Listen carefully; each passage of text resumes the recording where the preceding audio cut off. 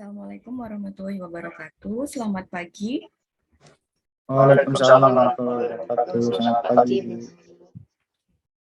Alhamdulillah ya, kita masih bisa bertemu lagi meskipun dalam kembali lagi ke online class, tapi semoga sehat selalu ya semuanya.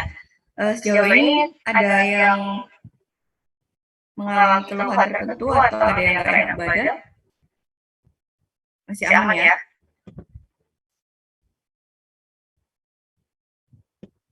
Alhamdulillah aman. Oke. Baik. Insya Allah kalian akan masuk kembali tanggal 13 ya, setelah tanggal 13. Jadi ya semoga diberikan kesehatan selalu. Baik, karena hari ini kita akan membahas tentang energi. Seharusnya memang ini akan diberikan oleh Bu Ica, tapi karena ada reschedule dari PJMK sehingga akhirnya saya yang akan menyampaikan topik tentang energi. Nah, baik. Hari ini kita akan membahas apa itu energi, lalu kaitannya dengan energy expenditure. Jadi kita itu memanfaatkan energi ini untuk apa saja, lalu bagaimana kita mengestimasi atau menghitung kebutuhan energi seseorang. Dan kita juga akan membahas tentang keseimbangan energi, yang dimana keseimbangan energi itu bisa kita lihat, bisa kita amati. Salah satu indikatornya adalah dari berat badan dan juga komposisi tubuh. Nah, di sini nanti akan ada penugasan juga untuk topik ini, jadi harap diperhatikan ya. Baik, kita mulai. Saya yakin semua pasti sudah awam ya dengan istilah energi gitu ya. Tetapi mungkin energi ini bisa didefinisikan sebagai sesuatu yang luas gitu ya. Bisa juga energi itu bisa dalam bentuk energi listrik, energi gerak, energi cahaya dan lain sebagainya. Tetapi kalau kita membahas tentang ilmu gizi, maka yang kita definisikan sebagai energi adalah suatu kapasitas untuk melakukan suatu pekerjaan atau gerak gitu. Jadi kita lebih fokus pada bagaimana energi itu akan dimanfaatkan oleh tubuh untuk fungsi-fungsi fisiologisnya dan juga untuk mendukung kualitas hidup gitu. Jadi definisi energi ini bisa bermacam-macam sebenarnya, tetapi untuk gizi kita akan berfokus pada the capacity to do work. Jadi bagaimana energi itu bisa kita manfaatkan untuk melakukan pekerjaan. Nah, kita tahu ya bahwa energi itu tidak bisa hilang atau dia tidak bisa dimusnahkan, ya kan? Itu adalah utama energi di alam semesta. Jadi karena dia tidak bisa hilang, maka yang bisa diubah adalah perubahan jenisnya. Jadi dari energi cahaya menjadi energi listrik atau energi gerak menjadi energi listrik, dan begitu juga di dalam tubuh. Jadi energi itu tidak bisa kita hilangkan, tetapi kita bisa ubah menjadi energi yang lain gitu. Nah, di alam kita tahu ya bahwa sumber utama energi yang kita dapatkan itu adalah dari matahari, di mana energi yang dipancarkan oleh matahari ini akan dirubah menjadi energi yang bisa dimanfaatkan untuk tumbuh kembang dari melalui fotosintesis gitu ya. Nah, fotosintesis ini akan menghasilkan zat-zat gizi, salah satunya adalah karbohidrat ya. Kita tahu fotosintesis akan menghasilkan karbohidrat, di mana karbohidrat ini nantinya akan dimanfaatkan oleh organisme atau makhluk hidup yang lain gitu. Jadi kalau misalnya nanti kita lihat bagaimana putaran energi di alam, kita akan tahu bahwa sumber utamanya dari matahari. Kemudian dia akan diubah menjadi energi yang akan disimpan di tumbuhan, di mana energi yang tersimpan di tumbuhan ini akan dimanfaatkan oleh makhluk hidup yang lain, seperti misalnya sapi atau hewan-hewan yang akhirnya di sini kita bisa memanfaatkan untuk kebutuhan untuk kebutuhan energi manusia. Gitu. Jadi pada prinsipnya adalah memang manusia tidak bisa menghasilkan energinya sendiri ya, tetapi kita bisa mendapatkan energi itu dari makhluk hidup yang lain, di mana makhluk hidup yang lain ini bisa memanfaatkan sumber energi dari matahari, seperti tumbuhan gitu. Jadi kalau misalnya kita berbicara tentang energi, yang kita bayangkan itu sebenarnya adalah bagaimana sih kita mendapatkannya, gitu ya. Dan kalau misalnya kita bicara tentang bagaimana mendapatkannya dalam konteks makhluk hidup adalah pasti dari makanan, gitu. Karena kita tidak bisa memproduksi energi kita sendiri, sehingga kita perlu memenuhi kebutuhan energi itu dari diet, gitu ya, dari makanan sehari-hari yang kita konsumsi. Gitu. Nah, sehingga nanti fokus kita sebagai ahli gizi juga adalah untuk melihat bagaimana sih makanan yang kita konsumsi itu bisa menyediakan energi yang cukup untuk melakukan pekerjaan, untuk melakukan gerak, untuk mendukung fungsi-fungsi fisiologis tubuh. Seperti itu. Nah, di alam atau jadi di dunia internasional kesepakatan standar unit atau satuan untuk menghitung energi itu dinyatakan dalam kalori. Mungkin sudah pada tahu ya, di mana kalori ini itu merepresentasikan jumlah panas, energi panas yang dibutuhkan untuk menaikkan 1 mili air pada suhu 15 derajat Celcius sebanyak 1 derajat Celcius. Jadi kalori ini itu bisa menggambarkan energi panas yang dibutuhkan untuk menaikkan suhu 1 mili air menjadi 1 derajat Celcius lebih tinggi. Gitu. Jadi kalau misalnya startnya dari 15 derajat Celcius, maka energi 1 kalori itu bisa menaikkan 1 derajat Celcius untuk 1 mili air. Gitu. Nah, pada prinsipnya kalau misalnya kita lihat kebutuhan energi seseorang ya, itu kita tidak bisa hanya menghitung dari segi apa ya, jadi jumlahnya itu pasti akan banyak gitu ya, sehingga kalau dinyatakan dalam kilokalori itu pasti bisa kalau dinyatakan dalam kalori itu bisa membutuhkan ribuan gitu, jadi ratusan ribu bahkan jutaan gitu, sehingga kita sepakati untuk menggunakan kilokalori atau kakal.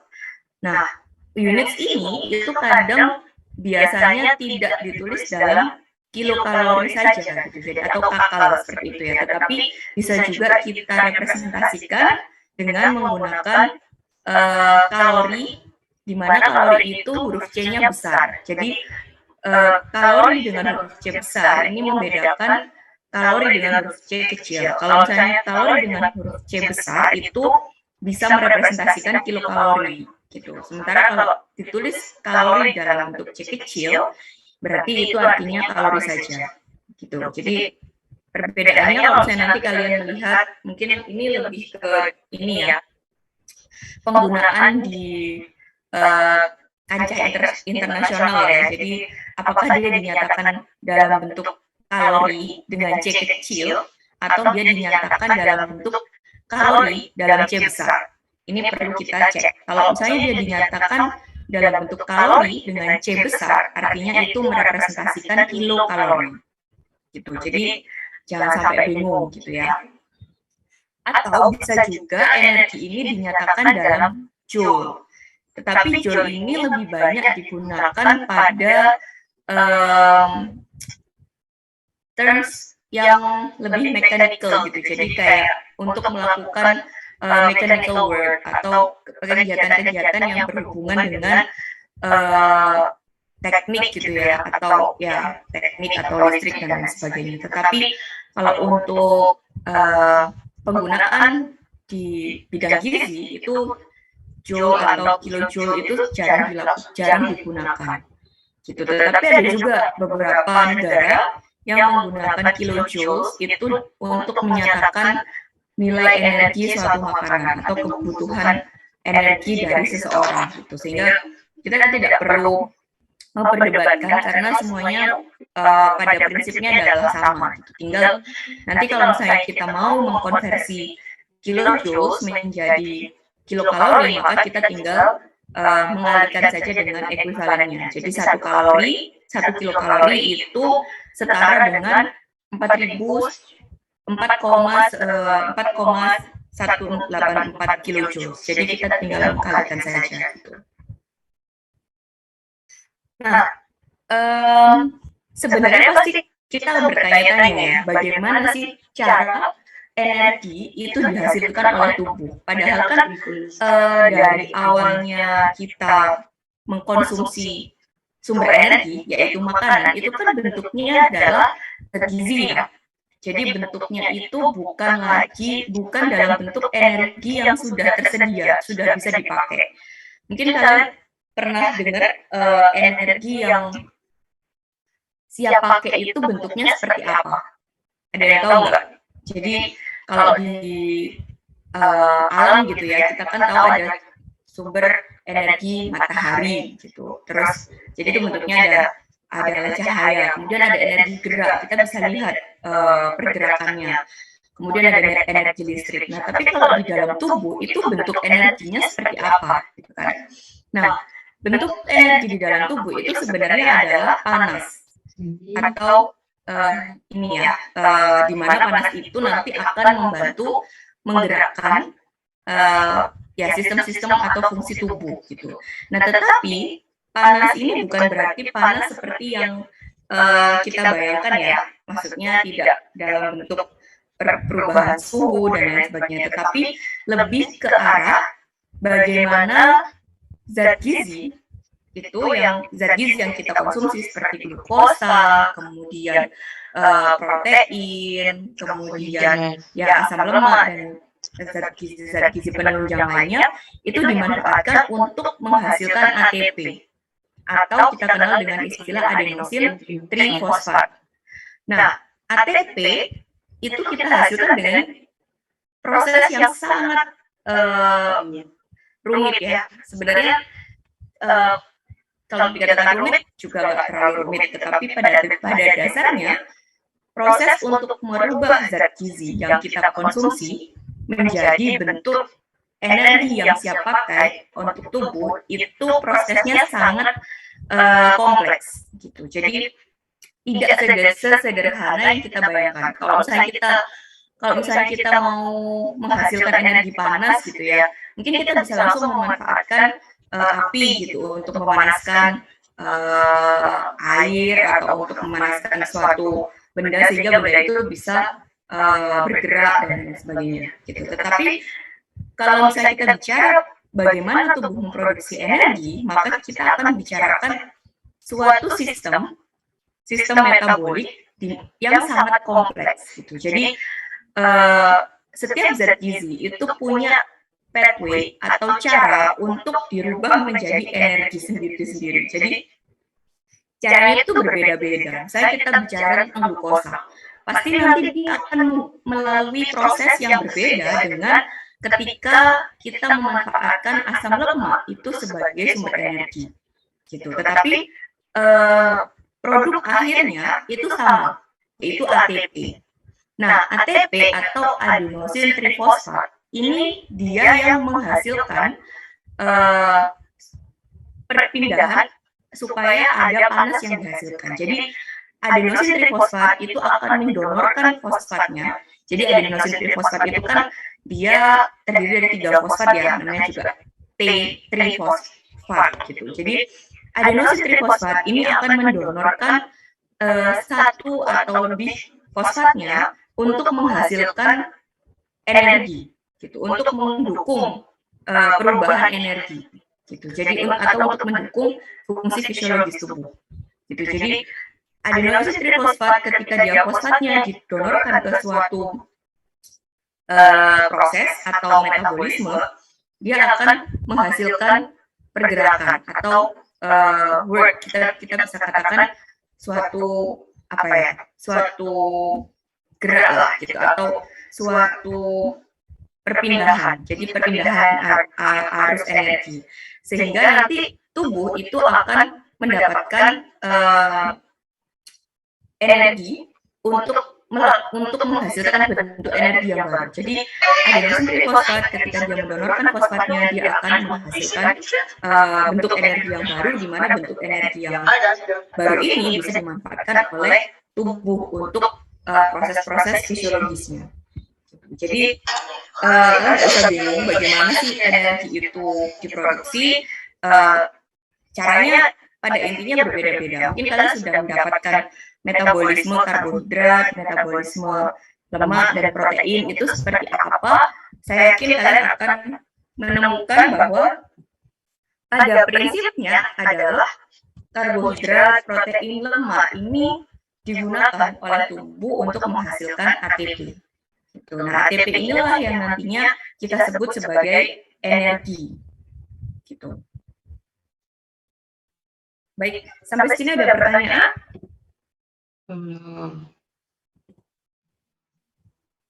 Belum? Cukup membingungkan? Enggak ya? Masih jelas, Bu. Oke, sekarang kita melihat bagaimana sih energi itu dimanfaatkan oleh tubuh, atau yang biasa kita sebut sebagai energi expenditure, atau energi yang dimanfaatkan. Yang expenditure ini berasal dari kata expenses gitu ya, yang dimanfaatkan. Intinya adalah apa saja sih, bagaimana sih proporsi penggunaan energi yang kita dapatkan dari makanan itu dikelola oleh tubuh untuk kebutuhan-kebutuhan tertentu. Jadi energi expenditure ini definisinya adalah jumlah energi yang digunakan oleh seseorang untuk menjaga fungsi-fungsi esensial dari tubuh. Gitu. Jadi kita bernafas membutuhkan energi, kita mencerna makanan juga membutuhkan energi, dan juga kita kalau kita melihat ya proses peredaran darah, proses sistem organ seperti syaraf dan lain sebagainya itu juga membutuhkan energi.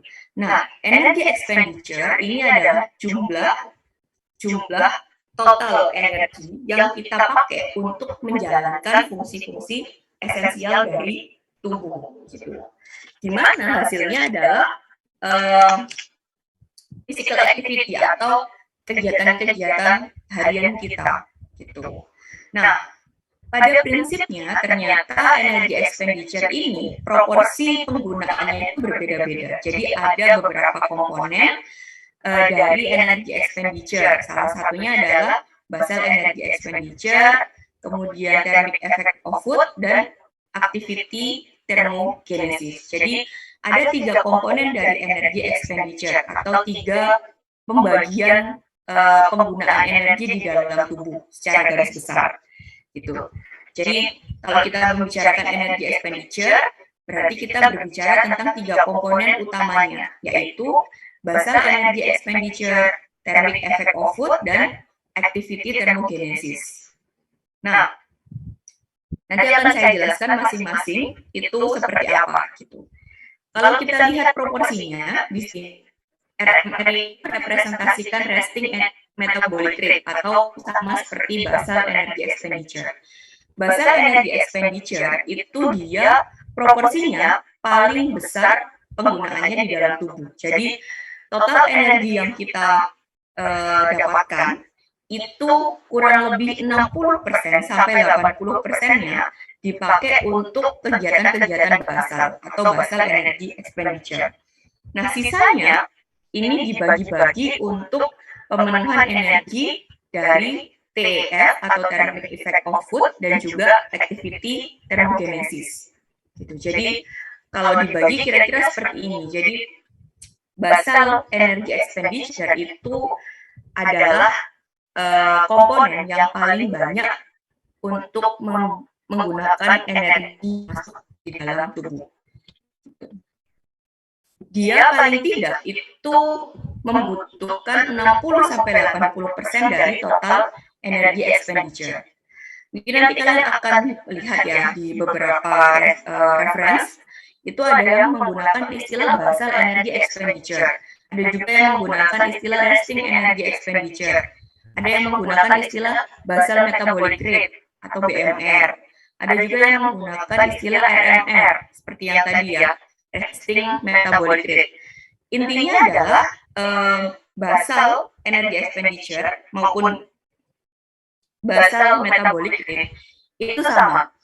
Begitu juga dengan resting energy expenditure atau resting metabolic rate itu sama. Gitu ya. Nah, apa sih bedanya basal energy expenditure dan resting energy expenditure ini? Bedanya adalah pada saat kita menentukan penggunaannya. Jadi, kalau basal energy expenditure ini adalah jumlah minimum energi, jumlah minimal ya, energi minimal yang dibutuhkan untuk pemenuhan kebutuhan basal untuk kehidupan. Gitu. Jadi selama 24 jam. Jadi ini yang membedakan basal dengan resting adalah kalau basal ini dia fungsinya adalah untuk kebutuhan basal yang apa namanya, yang berkaitan dengan gerak yang tidak kita sadari atau aktivitas yang kita tidak sadari, seperti pemenuhan kebutuhan energi untuk detak jantung, pernafasan, kemudian kontrol suhu tubuh, seperti itu. Jadi setiap hari itu kan kita berusaha untuk mempertahankan suhu tubuh normal ya pada kondisi homeostasis gitu. Jadi pada intinya adalah basal metabolic rate atau BEE itu adalah jumlah energi minimal yang kita pakai untuk memenuhi kebutuhan basal di dalam tubuh. Seperti contohnya tadi untuk kegiatan pernafasan, pemenuhan energi untuk detak jantung, kemudian untuk regulasi suhu tubuh dan ya fungsi-fungsi basal lainnya gitu. Nah, yang membedakan basal metabolic rate dengan resting energy expenditure atau resting metabolic rate adalah pada saat pengukurannya. Jadi pengukuran BEE itu harus dilakukan sebelum seseorang itu melakukan kegiatan aktivitas fisik yang kegiatan aktivitas fisik pada prinsipnya ya.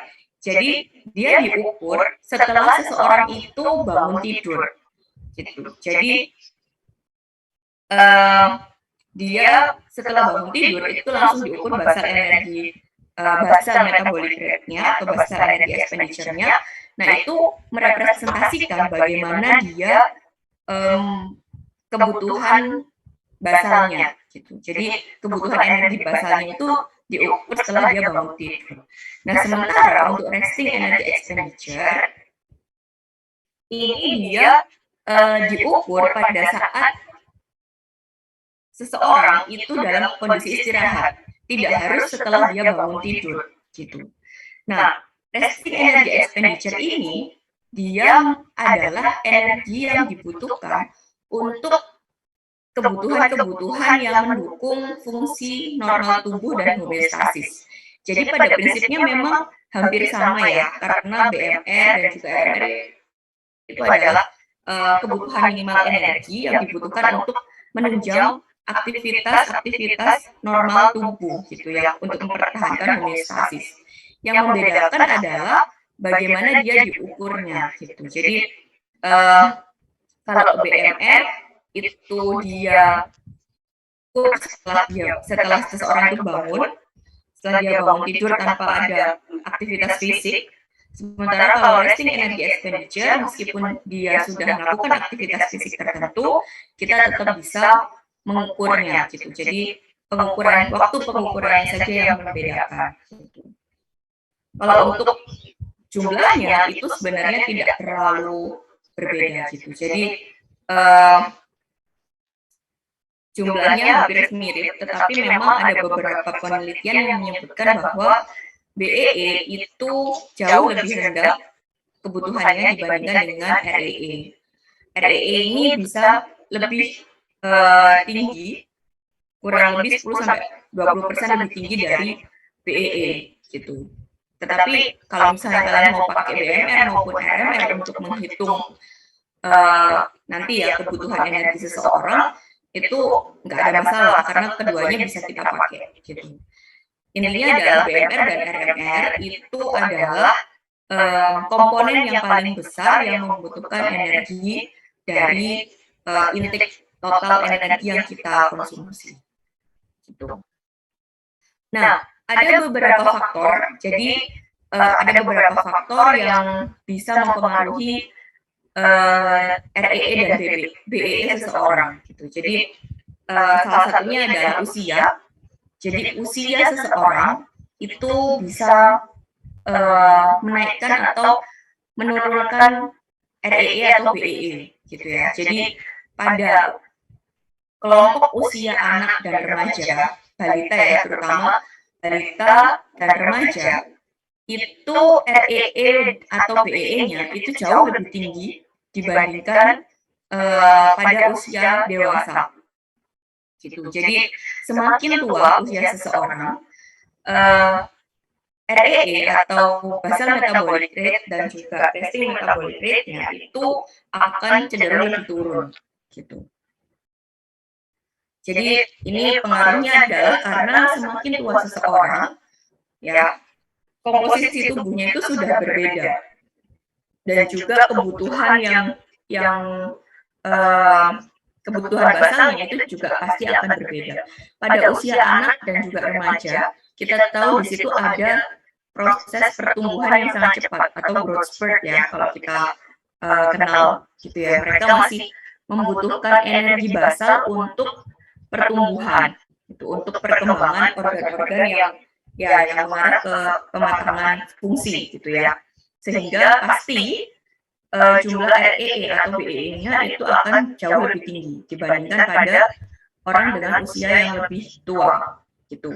Selain karena ada kebutuhan terhadap pertumbuhan dan perkembangan, ini juga berpengaruh yang mempengaruhi yang lain adalah body composition-nya.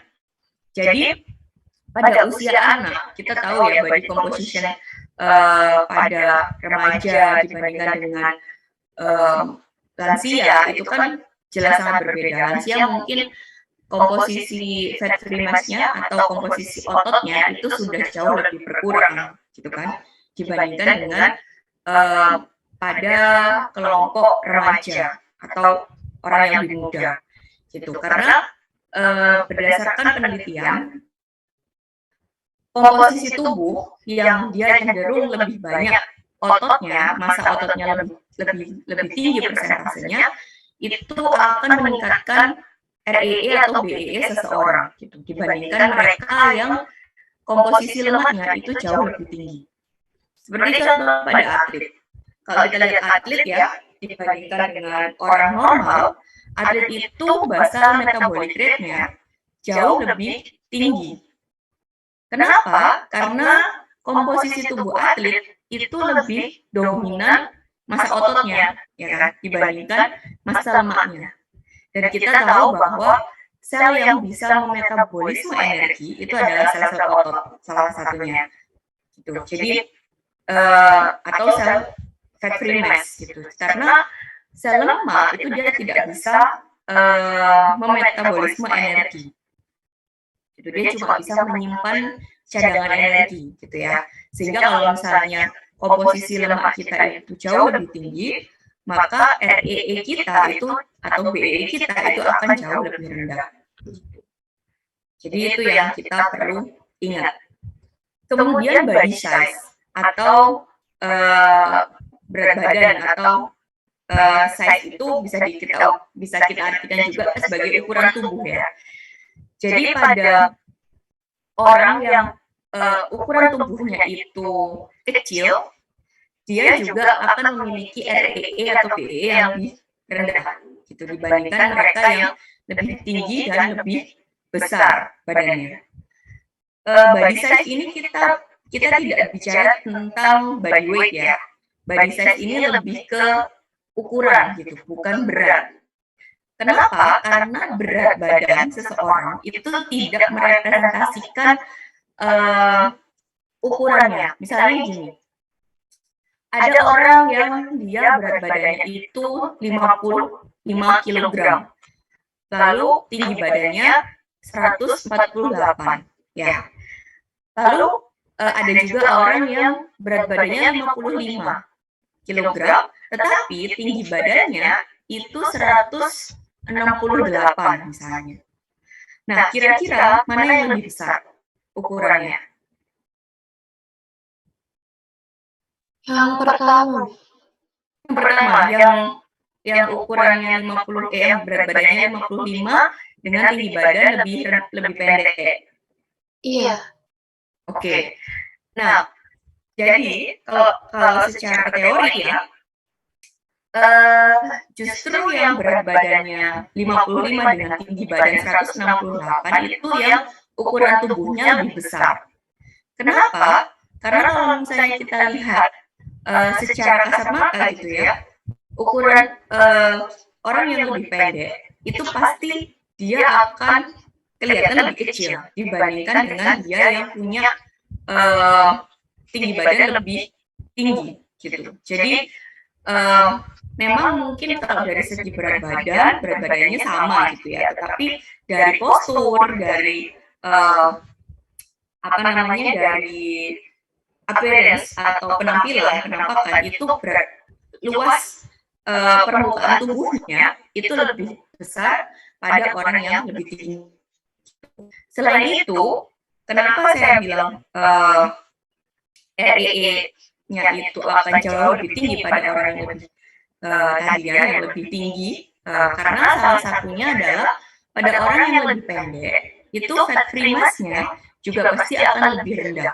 Karena fat free mass atau berat tanpa lemak itu kan mencakup berat otot dan juga berat tulang ya.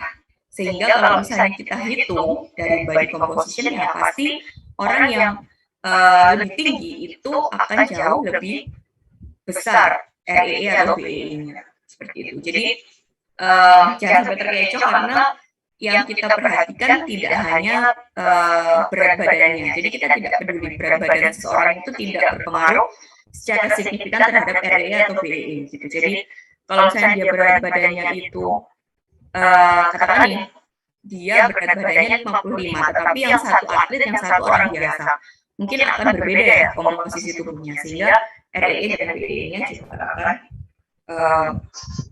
berbeda saat itu. Kemudian faktor yang lain adalah iklim. Jadi ada penelitian, di sini ada penjelasannya sih sebenarnya.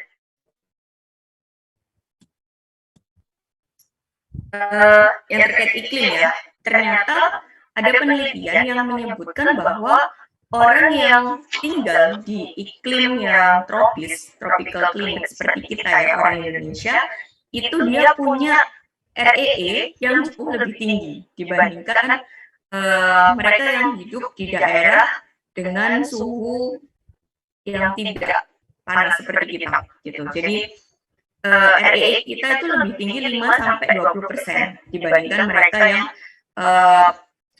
tinggal di negara dengan iklim yang lebih sejuk gitu. Nah,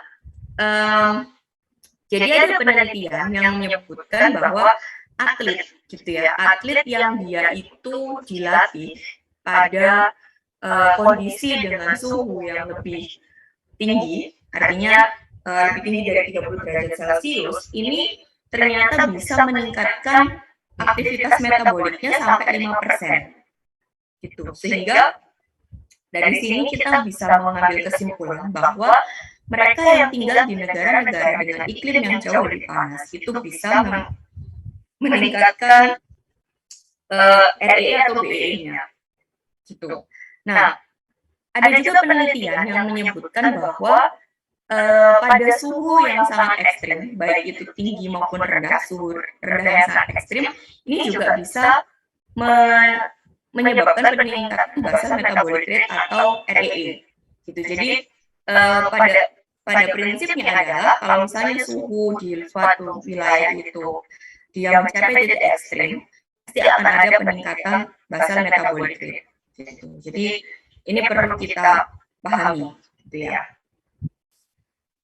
Sehingga makanya kenapa di kasus-kasus kita, kalau misalnya kita orang Asia gitu ya, orang Asia yang kemudian dia tinggal ke negara yang lebih dingin, yang lebih sejuk, contohnya misalnya ini banyak penelitian yang menyebutkan bahwa orang Asia yang bermigrasi ke Amerika itu dia cenderung akan mengalami overweight dan obesitas.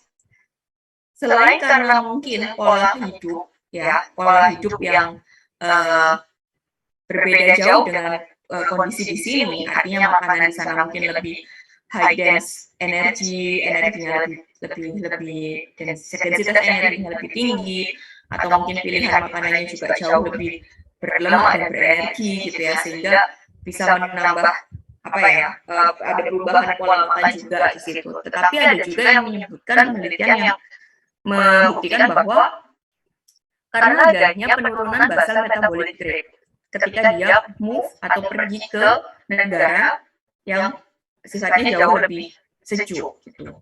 Nah, dari situ ketika terjadi penurunan basal metabolic rate, otomatis energi yang dipakai itu juga akan berkurang kan untuk basal metabolic rate-nya gitu. Sehingga sisa dari energi yang tidak terpakai ini akan diubah menjadi simpanan lemak gitu. Sehingga dia akan mengalami resiko-resiko penyakit degeneratif juga gitu ya, seperti obesitas, hipertensi, overweight dan lain sebagainya. Itu penelitian yang banyak dilakukan juga, khususnya pada orang yang berpindah dari negara tropis ke negara-negara 4 musim gitu. Oke. Tadi saya lupa menyampaikan terkait komposisi tubuh ini. Jadi selain tadi ya fat free mass yang dimana dia akan berkontribusi paling tidak kurang lebih 80% dari variasi REE. Di sini juga kita perlu mengembangkan organ-organ yang dia itu bisa dikategorikan sebagai high metabolic rate organ gitu. Jadi atau organ dengan metabolic rate yang tinggi gitu. Artinya apa? Kalau misalnya kita berbicara tentang tadi kan ya, kita ngomong tentang BMR, itu kan dia fungsinya adalah untuk kebutuhan energi minimal untuk digunakan sebagai sumber energi dari sistem organ gitu ya, sistem jumlah minimal energi yang dibutuhkan untuk melakukan fungsi dari sistem organ gitu. Nah, ada beberapa organ yang dia itu ternyata dikategorikan sebagai high metabolic rate organs gitu. Contohnya adalah hati. Hati ini karena dia fungsinya sebagai salah satu organ metabolisme terbesar ya, yang terpenting lah, karena semua proses metabolisme akan dilakukan di hati. Kemudian otak, karena dia sebagai dia ya regulator utama ya untuk tubuh. Kemudian jantung, kemudian empedu, kemudian usus dan juga ginjal. Dan ini persentase totalnya. Jadi dari total misalnya kita gunakan angka sampai 100, maka kita bisa lihat beberapa organ yang dia itu membutuhkan banyak energi. Salah satunya adalah ini tadi ya, ada hati, otak, dan juga otot, kemudian ginjal, dan ya beberapa sistem organ yang lain gitu. Nah, selain tadi ya, kembali lagi, selain iklim, salah satu faktor yang bisa berpengaruh terhadap BMR dan REE adalah gender atau jenis kelamin gitu ya. Ini kaitannya dengan body size dan juga komposisi tubuh. Kalau misalnya tadi kita lihat komposisi tubuh dan body size itu saling terkait ya. Jadi kalau misalnya dia lebih tinggi, pasti komposisi fat free mass-nya atau berat yang tidak berat non lemak itu juga pasti akan jauh lebih banyak gitu ya, lebih tinggi juga. Nah, begitu juga dengan gender. Ternyata kita tahu ya bahwa laki-laki dan perempuan itu dia punya proporsi komposisi tubuh yang berbeda. Pada laki-laki dia cenderung lebih rendah proporsi lemaknya dibandingkan pada perempuan. Gitu. Perempuan akan lebih cenderung untuk punya simpanan lemak yang lebih tinggi dibandingkan laki-laki. Gitu. Sehingga perempuan itu punya BMR yang jauh lebih rendah dibandingkan pada laki-laki. Jadi dia bisa 5-10% lebih rendah BMR-nya dibandingkan laki-laki. Dengan kondisi tinggi badan dan berat badan yang sama. Gitu. Jadi kalau misalnya kita nanti lihat ada laki-laki dan perempuan dengan tinggi badan dan berat badan yang sama, artinya kita pasti akan berekspektasi bahwa si perempuan itu punya BMR yang jauh lebih rendah, kurang lebih 5-10%. Kenapa? Karena komposisi tubuh dari wanita, dari perempuan itu lebih cenderung dominan lemaknya dibandingkan pada laki-laki gitu. Tetapi ternyata penelitian membuktikan bahwa seiring berjalannya waktu dengan pertambahan usia, perbedaan ini tidak terlalu signifikan pada akhirnya gitu. Jadi kembali lagi kalau misalnya dia semakin tua seseorang, pasti kan BMR-nya juga akan semakin menurun gitu ya. Nah ini juga berlaku pada laki-laki dan perempuan, sehingga perbedaan gender itu tidak terlalu berpengaruh ketika terjadi aging gitu, atau penuaan. Lalu faktor yang lain adalah adanya perubahan temperatur tubuh. Temperatur tubuh ini bisa kita definisikan sebagai ada atau tidaknya penyakit gitu ya. Jadi pada kasus orang yang mengalami demam itu dia ada terjadi peningkatan REE paling tidak 7% gitu setiap kenaikan suhunya. Jadi ya kurang lebih 7% peningkatan, 7% sampai 13% gitu. Jadi bergantung pada individu masing-masing ya, tetapi dengan adanya demam itu kebutuhan energi basal juga akan meningkat. Kemudian faktor yang lain adalah hormonal status atau status hormon gitu. Jadi ada beberapa kondisi mungkin kalian juga sudah paham ya. Misalnya kalau kita sedang menstruasi pada wanita ya, itu kan pasti terjadi perubahan hormon yang sangat terasa ya untuk kita perempuan. Nah, perubahan hormon ini khususnya pada kondisi menstruasi, hamil, menyusui, kemudian ya banyak faktor sih, tidak hanya kondisi-kondisi yang terjadi pada wanita, tapi pada pria juga bisa muncul gitu ya. Nah, ini bisa mempengaruhi berapa minimal energi basal yang kita butuhkan. Nah, pada kasus orang yang menstruasi gitu ya, energi basalnya ini meningkat sedikit meningkat meskipun tidak terlalu signifikan gitu. Tetapi pada kondisi kehamilan gitu ya, itu dia bisa sangat meningkat REE-nya gitu. Jadi tergantung sih sebenarnya, tergantung kondisinya seperti apa. Tetapi pada kasus-kasus kondisi yang melibatkan perubahan hormonal itu pasti akan diikuti dengan perubahan kebutuhan basal seseorang atau resting metabolic rate seseorang gitu. Jadi itu yang perlu kita garis bawahi gitu. Pada saat nanti kalian menghitung kebutuhan energi itu juga pasti akan mempertimbangkan beberapa faktor ini untuk menghitung basal energinya gitu.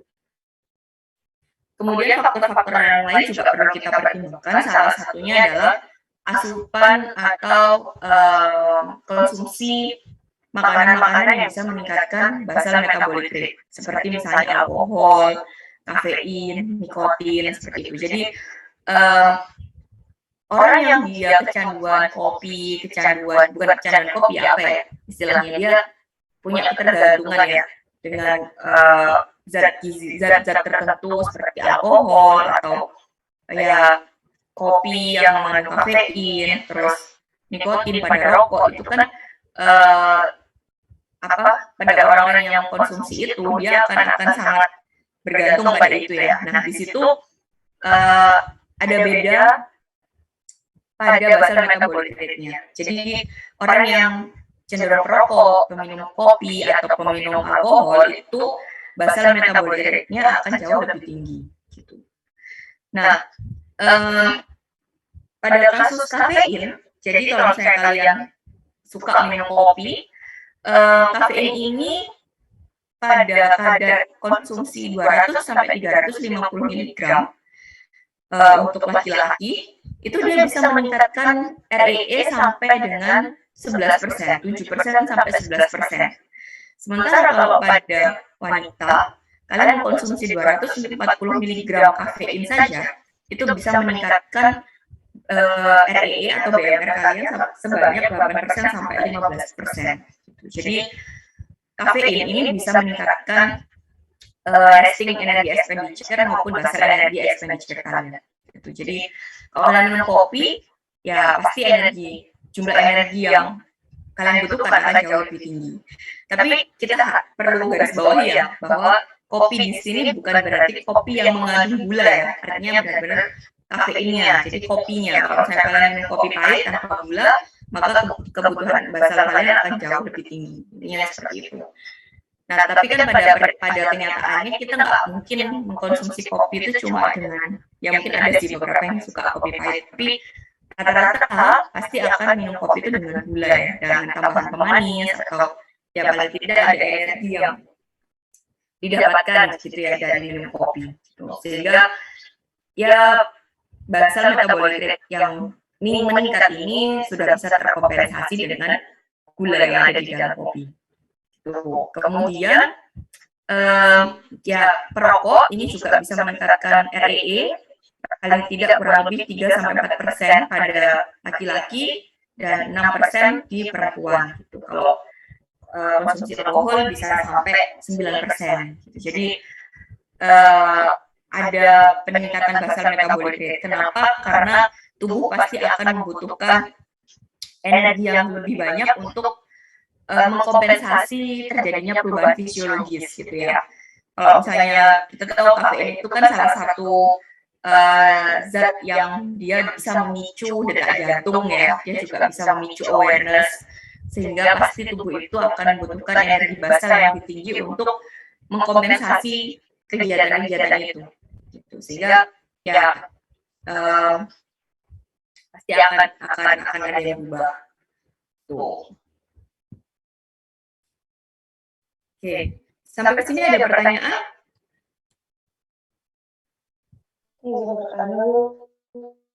Ya. Mengapa orang yang berlemak atau kita katakan obesitas itu apa masa tubuhnya itu tidak mempengaruhi tingginya BMR. Sedangkan kalau yang kita ketahui kan kalau misalnya kondisi tubuh kita kekurangan glukosa, maka asam lemak itu sama halnya dengan asam laktat akan dinamakan pada proses gluconeogenesis. Kemudian orang yang berlemak tinggi atau katakan orang gemuk itu juga biasanya sering berkeringat gitu kan. Jadi kan sama halnya dengan iklim tadi. Jadi kayak ketika kita berada pada suhu tropis atau yang suhunya lebih tinggi, maka meningkatkan BMR. Oke, Terima kasih. Pertanyaan bagus ya. Jadi kenapa pada orang yang komposisi lemaknya itu lebih tinggi ya, itu BMR-nya jauh lebih rendah. Padahal kita tahu bahwa ya orang yang dia itu obes itu cenderung lebih baik berkeringat gitu kan. Dan kalau misalnya dia kekurangan energi, pasti dia akan menggunakan cadangan lemaknya itu untuk kebutuhan glukosa seperti itu ya. Nah, pada prinsipnya kita kembali lagi ke sel-sel tubuh yang bisa memetabolisme energi gitu. Jadi tadi saya sempat singgung ada beberapa organ yang dia itu high metabolic rate organs, dikategorikan sebagai organ dengan metabolic rate yang tinggi. Nah, jaringan lemak atau jaringan adiposa itu adalah salah satu jaringan yang dia tidak bisa memetabolisme energi. Dia tidak bisa mengubah simpanan lemaknya untuk menjadi energi gitu. Jadi kalau kita tahu ya, simpanan lemak itu kan memang dia disimpan di jaringan adiposa. Tetapi ketika tubuh membutuhkan energi, kemudian dia akan memecah simpanan lemak, dia akan dibawa dulu ke otot. Dia tidak bisa diubah menjadi energi di jaringan lemak gitu. Nah, kalau misalnya kita bicara tentang basal metabolic rate, itu adalah proses energi, kebutuhan energi yang digunakan untuk proses-proses metabolisme, gitu kan, atau proses-proses yang berhubungan dengan fungsi basal tubuh. Nah, karena orang dengan fat mass yang sangat tinggi seperti orang obesitas, itu kan komposisi jaringan lemaknya pasti jauh lebih tinggi ya. Komposisi lemaknya jauh lebih tinggi dibandingkan dengan orang yang dia mungkin lean atau ototnya fat free mass-nya lebih tinggi. Sehingga kalau kita hitung organ yang bisa menghasilkan energi itu adalah otot gitu. Sehingga pada orang yang dia cadangan lemaknya itu sudah tinggi, sangat berlebihan, maka ya karena ototnya dia lebih rendah, pasti yang di metabolisme ya sesuai dengan jumlah sel-sel ototnya dia gitu. Nah, terkait tadi dia sering berkeringat, keringat itu kan sebenarnya adalah respon tubuh untuk mempertahankan suhu ya gitu. Dan itu menjadi salah satu indikator apakah terjadi metabolisme atau tidak gitu. Nah, pada orang yang dia itu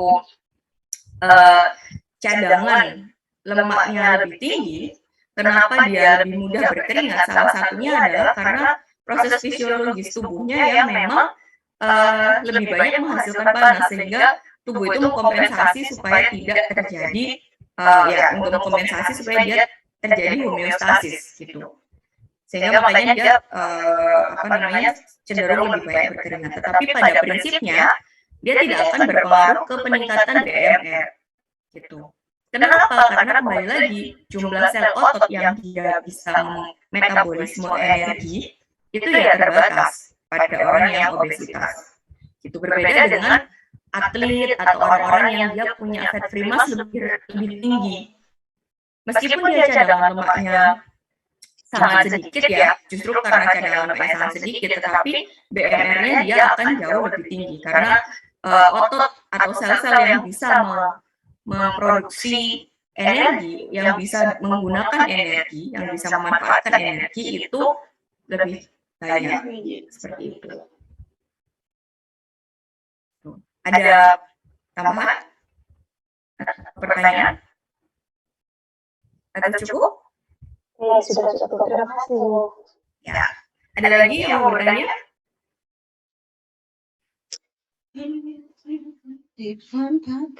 Oke.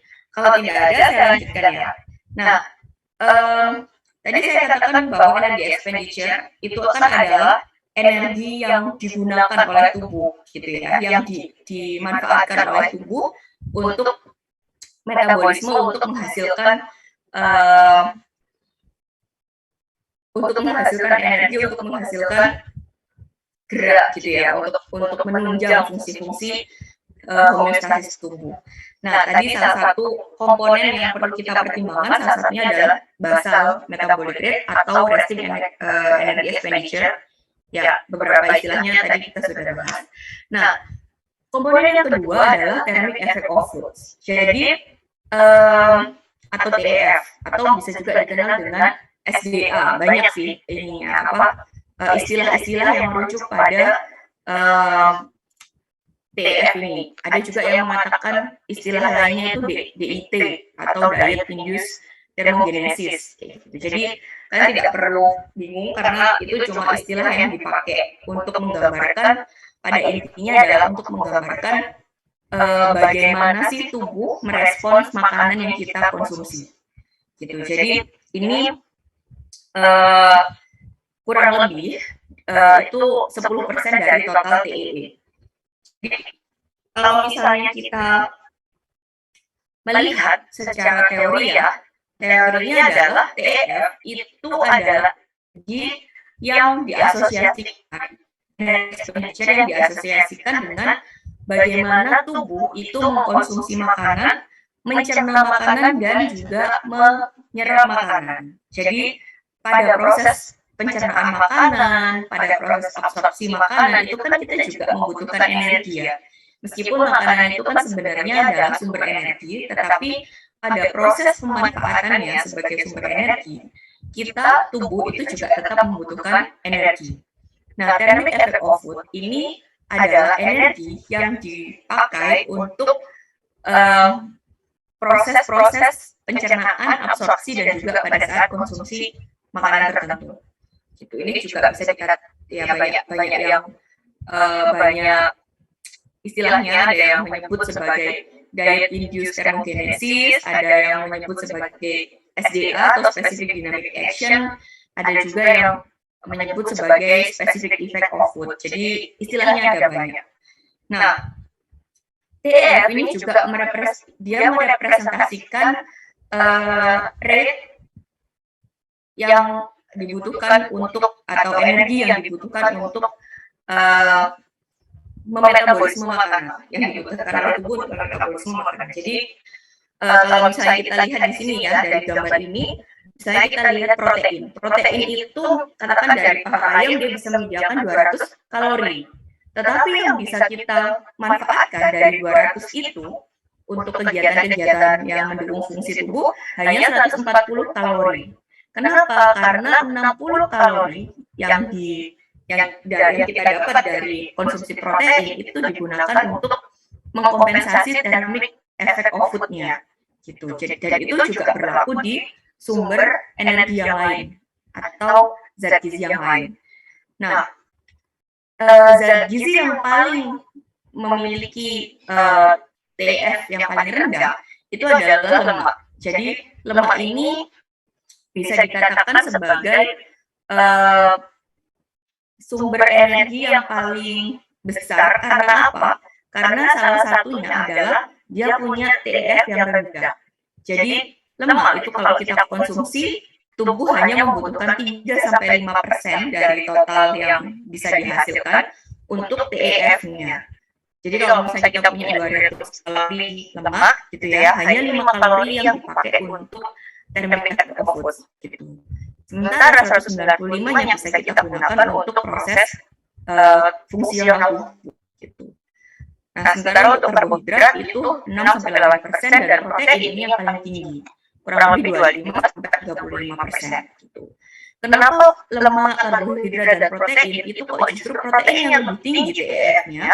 Karena salah satunya adalah proses pencernaan protein, kemudian proses absorpsi protein, sampai metabolisme protein, itu dia paling banyak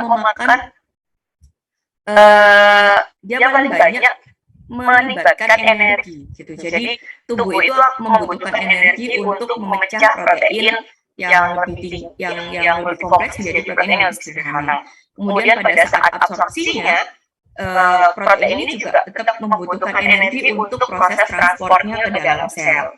Lalu pada saat dia akan di metabolisme juga seperti itu.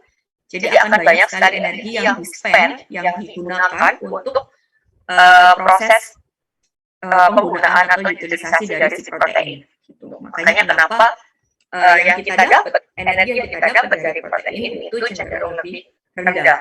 Gitu. Nah, Jadi ada TEF ini bisa kita bagi menjadi dua subcomponents. Jadi ada yang disebut obligatory thermogenesis, gitu ya. Jadi ini energi yang digunakan untuk mencerna, menyerap dan metabolisme zat gizi tertentu, termasuk juga untuk mensintesis dan menyimpan protein, lemak, dan karbohidrat, gitu. Jadi ini sudah vakum ya, obligatory. Gitu. Kemudian subkomponen yang lain adalah adaptif or fakultatif thermogenesis. Gitu. Jadi kelebihan ini merepresentasikan kelebihan energi yang digunakan untuk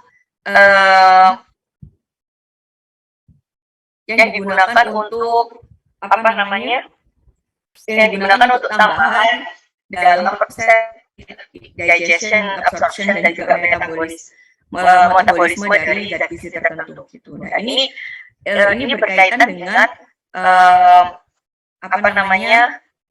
Proses-proses yang mendukung kegiatan itu, seperti yang berkaitan dengan sistem saraf simpatetik seperti itu. Jadi kalau misalnya kita lihat pencernaan makanan itu kan sebenarnya banyak regulatornya ya, ada hormonal regulator, regulation, ada juga yang berkaitan dengan regulasi sistem saraf seperti itu. Nah, adaptif atau fakultatif thermogenesis dari TEF itu yang adalah kelebihan energi yang digunakan untuk proses-proses yang mendukung pencernaan, penyerapan, dan juga metabolisme dari zat gizi tertentu. Gitu. Jadi ada dua, gitu ya.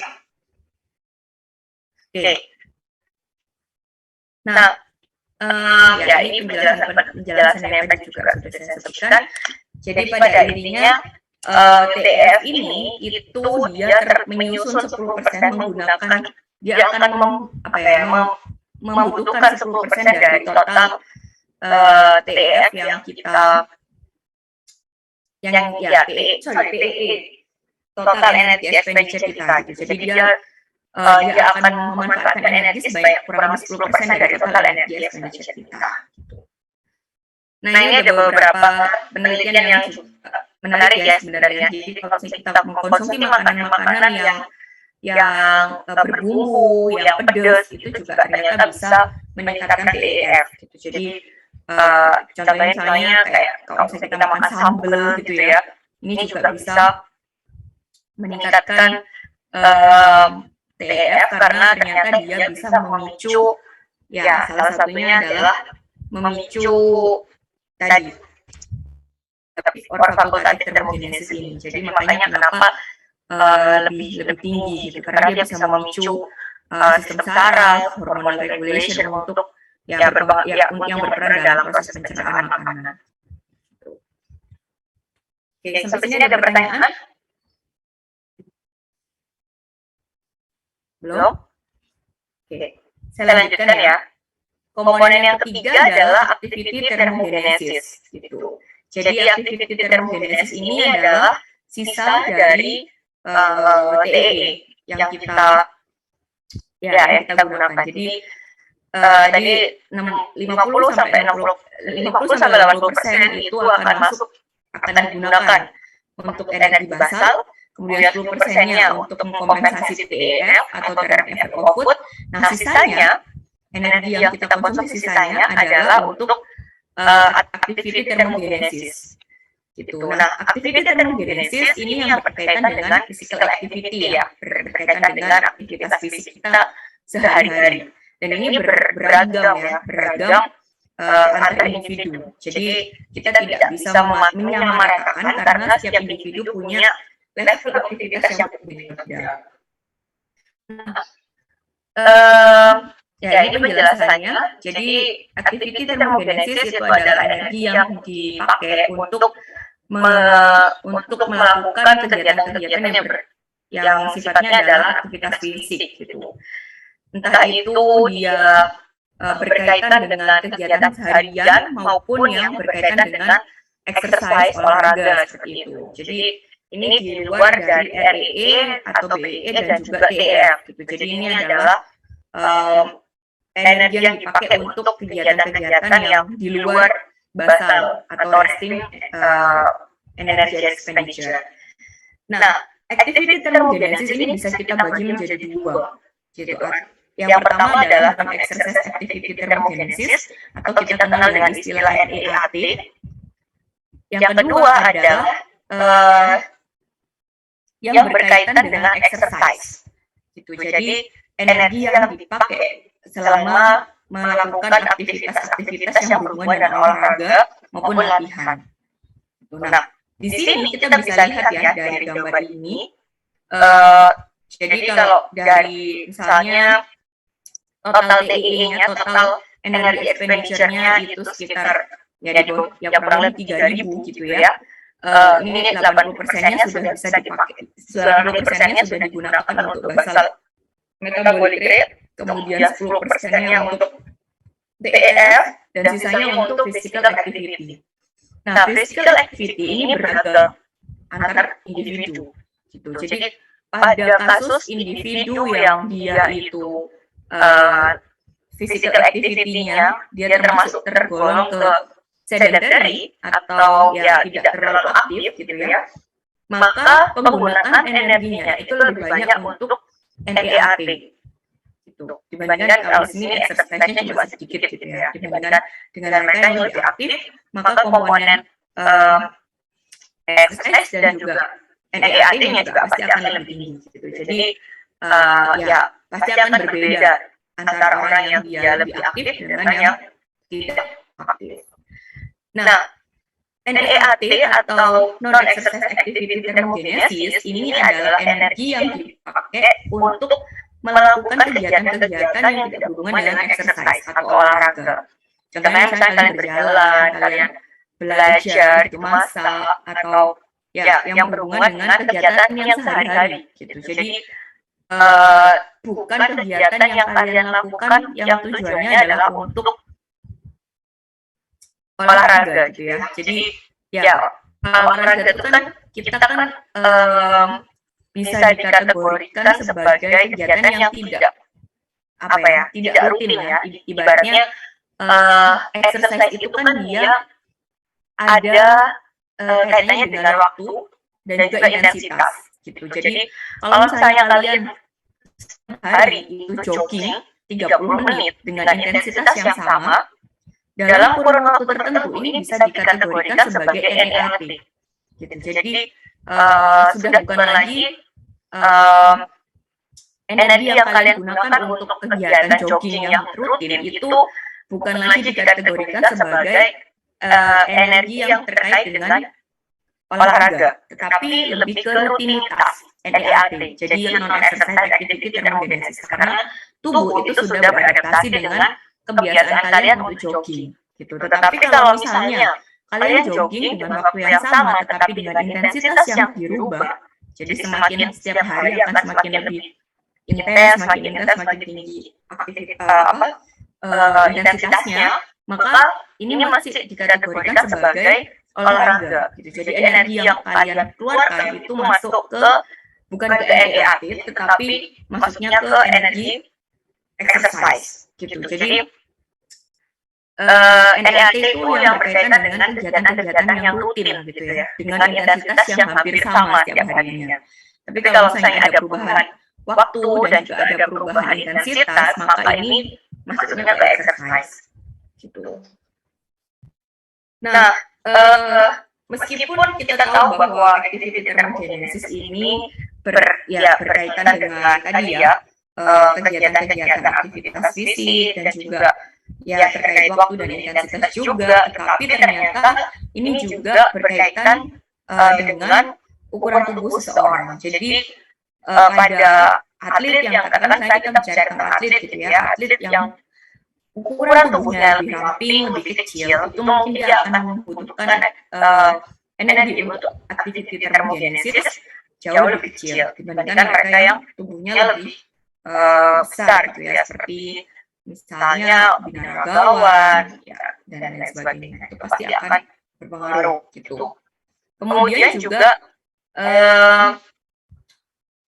level of fitness. Jadi seberapa bugar kalian itu juga bisa berpengaruh terhadap aktiviti termogenesis yang diperlukan. Gitu. Jadi semakin dia bugar, aktiviti termogenesisnya itu semakin efisien.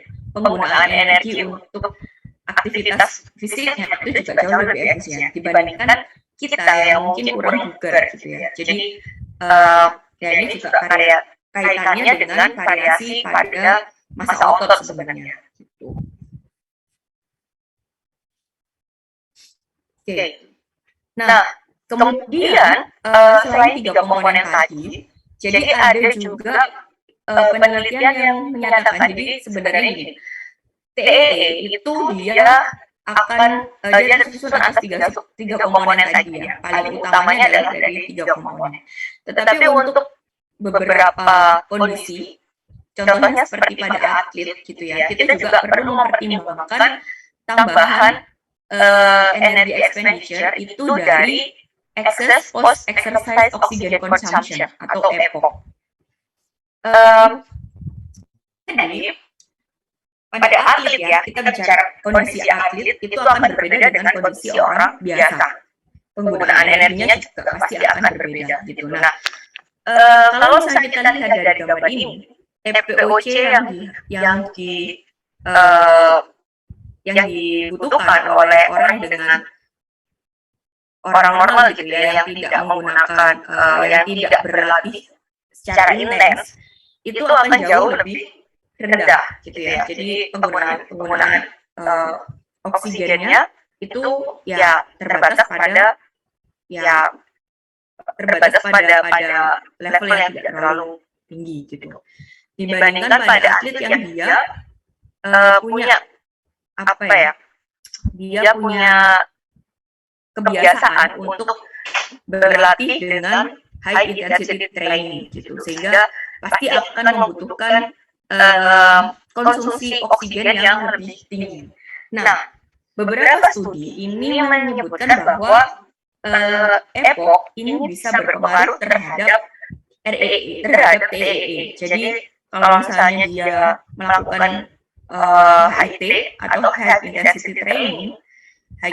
training, pasti akan membutuhkan tambahan energi yang kita kalkulasi dari EPOC-nya gitu. Jadi ini perlu kita pertimbangkan juga pada saat kita mengukur energi expenditure, total energi expenditure dari atlet maupun non-atlet gitu. Jadi yang membedakan adalah pada atlet mungkin kita akan membutuhkan tambahan karena adanya EPOC ini atau excess post exercise oxygen consumption.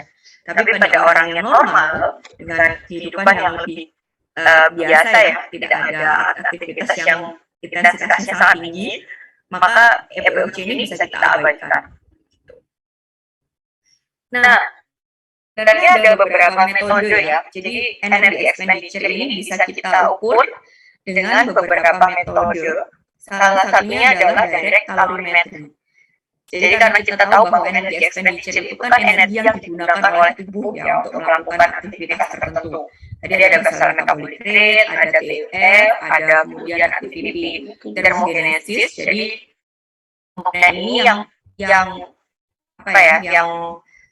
menjadi komponen untuk penggunaan energi di dalam tubuh gitu ya. Nah, sehingga untuk mengukur penggunaannya itu kan kita perlu cara tertentu gitu ya. Kita tidak bisa mengestimasi kalau kebutuhan energi seseorang bisa kita estimasi, tetapi penggunaan energi seseorang itu kita tidak bisa mengestimasi. Caranya adalah dengan kita mengukur secara langsung. Estimasi itu kan kita menentukan kebutuhan berdasarkan equation ya, berdasarkan rumus-rumus tertentu gitu ya, atau konsensus tertentu. Tetapi untuk energy expenditure ada beberapa metode yang bisa kita pakai untuk menghitungnya. Yang pertama adalah dengan direct calorimetry. Jadi direct calorimetry itu adalah kita benar-benar mengukur dengan alat tertentu, entah itu dalam bentuk chamber atau dalam setting ruangan. Jadi direct calorimetry ini akan mengukur berapa sih oksigen yang dipakai untuk pembakaran dan juga berapa jumlah karbon dioksida yang dikeluarkan selama proses pembakaran tersebut. Gitu. Nah, ini merepresentasikan berapa jumlah energi yang terpakai selama melakukan aktivitas tertentu. Nah, di Indonesia kita belum ada ya yang punya alat untuk belum ada yang punya alat direct calorimetry, tapi di beberapa negara seperti contohnya di Belanda ini dia punya respiration chamber calorimetry. Jadi bentuknya seperti ini. Di sini ada ruangan kaca tertutup gitu ya, yang dilengkapi dengan beberapa alat. Jadi alat ini untuk fungsinya adalah untuk mengukur berapa oksigen yang kita pakai dan berapa CO2 yang kita keluarkan gitu. Jadi ini settingannya seperti ruangan biasa. Jadi kita bisa menghitung. Katakan nanti subjek itu diminta untuk diam di dalam ruangan ini selama beberapa waktu.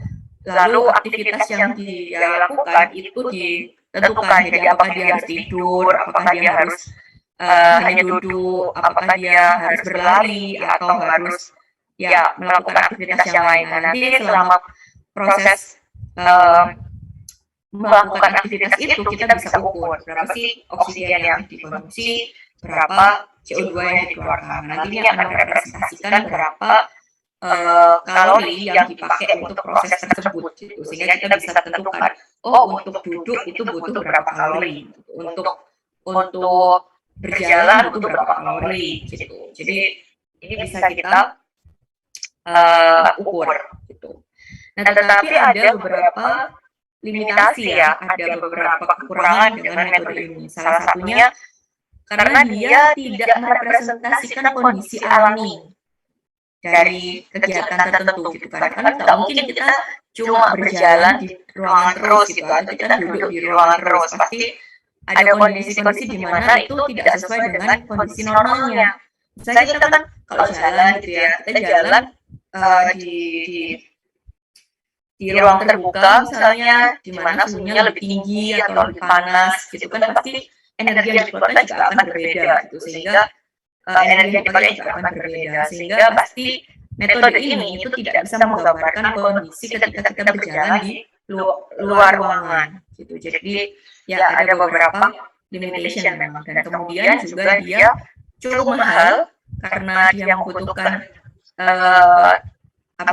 sistem yang sangat kompleks, dan ya tidak banyak orang yang punya, tidak banyak institusi yang punya fasilitas untuk menggunakan metode ini gitu. Tapi ini juga bisa dipakai untuk beberapa riset gitu ya. Oke, kemudian kita juga bisa menghitung total energy expenditure ini. Kalau dari calorimetry kita bisa menghitung TEE ya, total energy expenditure. Kalau dari indirect calorimetry ini bisa kita gunakan untuk selain menghitung total energy expenditure, kita juga bisa menghitung resting maupun basal energy expenditure gitu. Jadi tinggal bagaimana kita men-settingnya. Jadi kalau misalnya basal tadi kan dia diukur setelah bangun tidur ya, sebelum dia melakukan aktivitas tertentu. Nah, sementara kalau resting pada saat dia beristirahat tanpa melakukan aktivitas tertentu. Nah, nanti kalau misalnya kita mau menghitung total energy expenditure-nya, maka seseorang bisa diminta untuk melakukan aktivitas tertentu gitu. Jadi perbedaannya adalah indirect calorimetry ini kita tidak menghitung secara kita tidak melihat secara keseluruhan. Kalau misalnya tadi direct itu kan kita benar-benar berada di suatu ruangan, tubuh kita di deteksi penggunaan oksigen dan karbon dioksida yang dikeluarkan gitu ya. Nah, sementara kalau indirect itu karena kita hanya mengukur sebagian saja, jadi dia cuma dipasangi alat yang untuk melihat dari pernafasan kita, ya, oksigen dan juga CO2 yang dihasilkan dari pernafasan saja, maka ya itu tidak merepresentasikan keseluruhan bagaimana penggunaan oksigen dan penggunaan oksigen dan pengeluaran karbon dioksida. Jadi lebih ini sih, lebih karena indirect ya, jadi tidak langsung. Nah, kita juga bisa menghitung energi expenditure ini dari respiratory quotient. Jadi ini adalah kita mendapatkan, jadi kalau misalnya kita sudah mendapatkan berapa sih jumlah CO yang dikeluarkan dan berapa sih jumlah O2 yang dikonsumsi, entah itu dengan menggunakan metode indirect maupun metode direct kalorimetri, maka kita bisa mengkalkulasi, menghitung respiratory quotient yang yang dipakai gitu. Jadi RQ ini bisa, sebelumnya tadi saya lupa bilang. Jadi indirect kalorimetri maupun direct kalorimetri ini kita tidak bisa melihat sumber energi apa yang digunakan. Artinya kita tidak tahu apakah si energi yang dihasilkan ini bersumber dari karbohidrat, protein atau lemak. Tetapi dengan menghitung respiratory quotient-nya kita bisa melihat apa saja atau zat gizi apa saja yang digunakan untuk menghasilkan energi tersebut gitu. Karena dengan respiratory quotient ini kita punya diambil dari estimasi sih sebenarnya. Jadi salah satu misalnya contohnya adalah RQ untuk karbohidrat itu direpresentasikan dengan nilai karena jumlah karbon dioksida yang dihasilkan itu sama dengan jumlah oksigen yang dikonsumsi gitu. Sehingga kalau misalnya RQ itu 1, artinya di situ yang digunakan adalah karbohidrat gitu. Tapi kalau kurang dari itu bisa jadi bukan karbohidrat, karena karbohidrat itu merepresentasikan dia digunakan RQ1 karena jumlah karbon dioksida dan juga jumlah oksigen yang dikonsumsi itu sebanding gitu. Nah, kalau misalnya RQ ini kita dapatkan lebih dari 1, ini bisa berasosiasi dengan jumlah energi yang terlalu berlebih di dalam tubuh gitu. Kalau misalnya kurang dari 1 RQ-nya atau sangat rendah RQ-nya, maka ini bisa kita kategorikan bahwa asupan nutrisinya tidak adekuat gitu. Nah, ini ada metode gas analyzer, jadi untuk melihat volume CO2 dan juga volume O2 yang dikonsumsi, ini kita bisa gunakan gas analyzer. Jadi ada alat mesin yang dia nanti bisa dia punya sensor oksigen dan sensor CO2, di mana nanti sensor ini akan mendeteksi adanya oksigen dan juga CO2 yang dihasilkan dari pernafasan, kemudian dia akan membaca hasilnya dengan komputer gitu. Oke, sampai sini ada pertanyaan?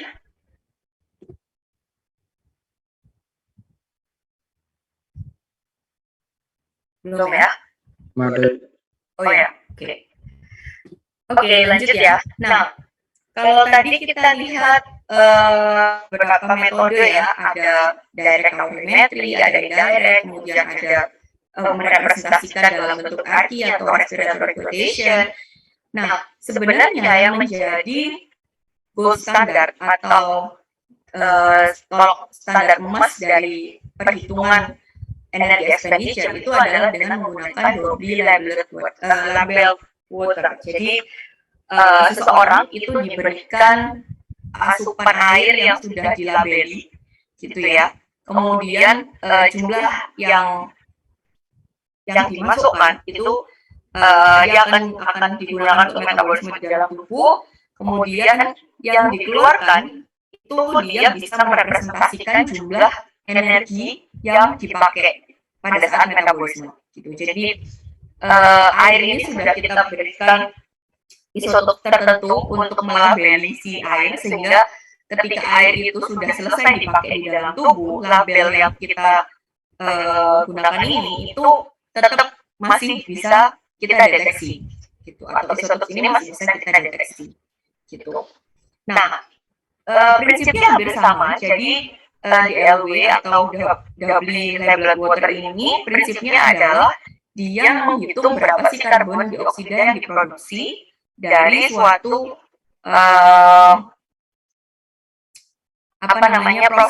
proses metabolisme gitu. Jadi, karbon dioksida yang diproduksi ini itu bisa kita ambil estimasinya dari berapa elimination rate dari hidrogen dan oksigen. Gitu. Jadi, kalau misalnya kita lihat metode-metode sebelumnya itu kan kita mengukur dari pernafasan ya, dari pernafasan CO2 yang dideteksi berapa dan sebagainya. Nah, pernafasan itu kan sebenarnya tidak merepresentasikan secara utuh metabolisme yang terjadi di dalam tubuh gitu kan. Dan kalau misalnya kita mau melihat bagaimana representasi yang tepat, sebenarnya memang dengan menggunakan air gitu yang sudah dilabeli. Nah, air yang sudah dilabeli ini nanti kita bisa ukur berapa yang hidrogen dan oksigen yang dieliminasi oleh tubuh gitu.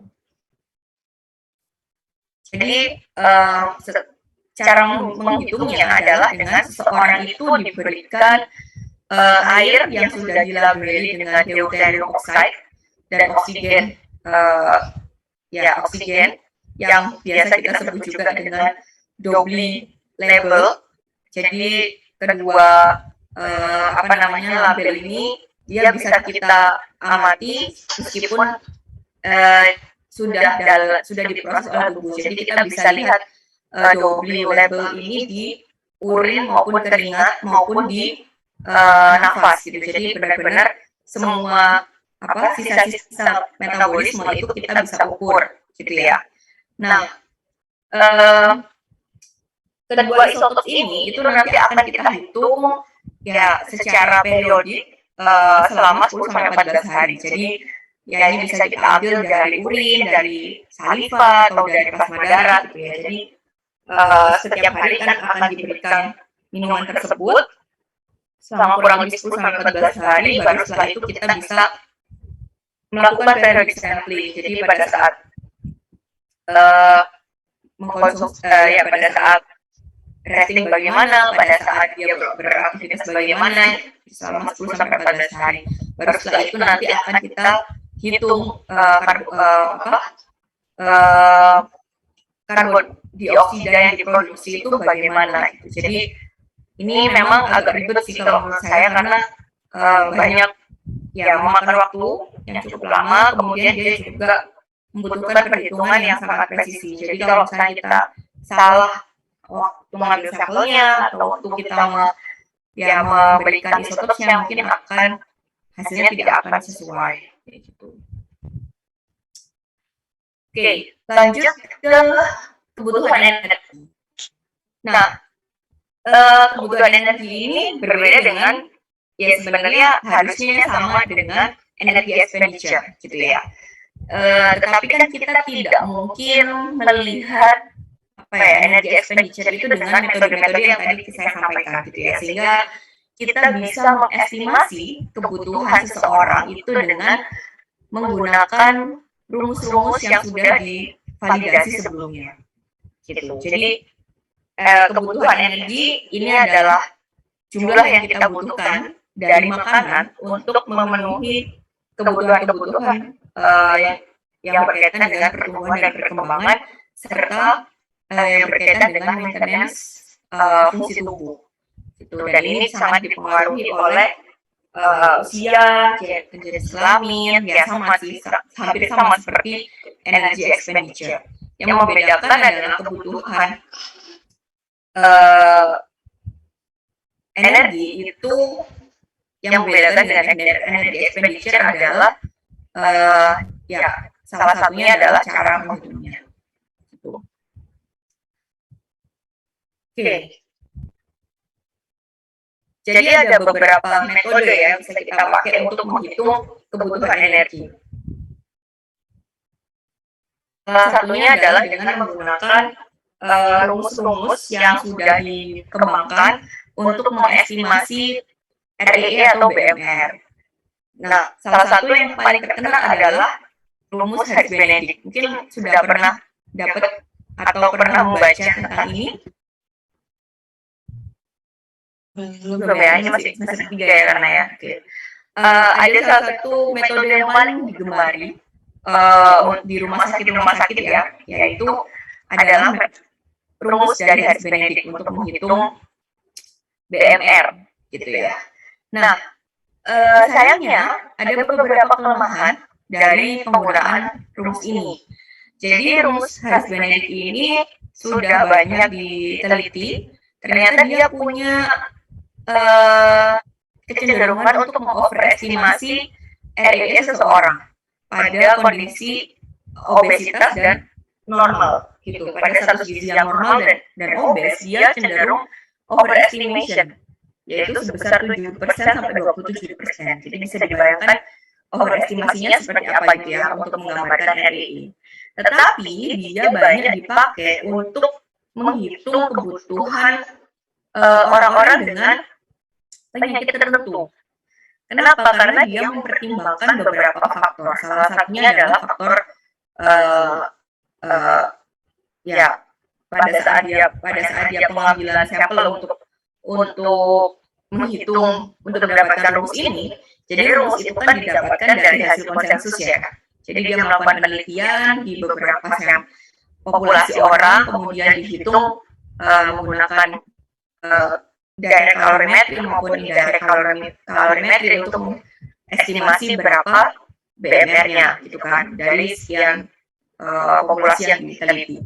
Nah, salah satu populasi yang dilibatkan untuk mendapatkan rumus ini adalah orang-orang yang mengalami penyakit tertentu, sehingga ini bisa cukup representatif untuk menggambarkan BMR dari orang-orang yang dia punya kondisi penyakit tertentu. Meskipun setelah diteliti ternyata dia cenderung overestimate. Gitu. Nah ini rumusnya. Kemudian ada juga rumus dari Mifflin. Ini juga banyak dipakai. Jadi ada penelitian yang membandingkan antara rumus yang dikembangkan oleh Harris Benedict dan Mifflin gitu. Ternyata Mifflin ini lebih akurat untuk mengestimasi REE pada kelompok yang status gizinya normal dan obes gitu. Jadi ya ini yang membedakan adalah pada prinsipnya adalah dia lebih akurat untuk menggambarkan kondisi status gizi normal dan juga obesitas. Nah, setelah kita mendapatkan, jadi kalau dari ini tadi ya, untuk mengestimasi kita bisa menghitung BMR-nya terlebih dahulu dengan menggunakan beberapa rumus, salah satunya Harris Benedict dan Mifflin, tapi ada beberapa rumus lagi yang bisa kalian pakai sebenarnya. Jadi nggak cuma dari Harris Benedict dan Mifflin, ada juga misalnya dari Nelson yang bisa dipakai untuk menghitung kebutuhan energi basal dari anak-anak, kemudian ada juga dari konsensus yang dibuat oleh Young International Medicine Organization gitu. Jadi ada beberapa pilihan sebenarnya gitu. Jadi tinggal nanti kalian bisa memanfaatkan mana yang kira-kira lebih cocok untuk kasus kita gitu. Jadi setiap rumus itu dia punya kelemahan dan kelebihannya masing-masing gitu. Jadi kita perlu melihat secara detail kira-kira mana sih rumus yang paling cocok gitu. Nah, untuk menentukan total energy expenditure-nya, ini ada beberapa hal yang perlu kita pertimbangkan gitu. Jadi TE itu kan tadi dia tersusun tidak hanya dari REE saja ya atau BE saja, tapi juga ada TF dan juga ada activity thermogenesis gitu. Jadi kita perlu mempertimbangkan kedua hal tersebut gitu. Jadi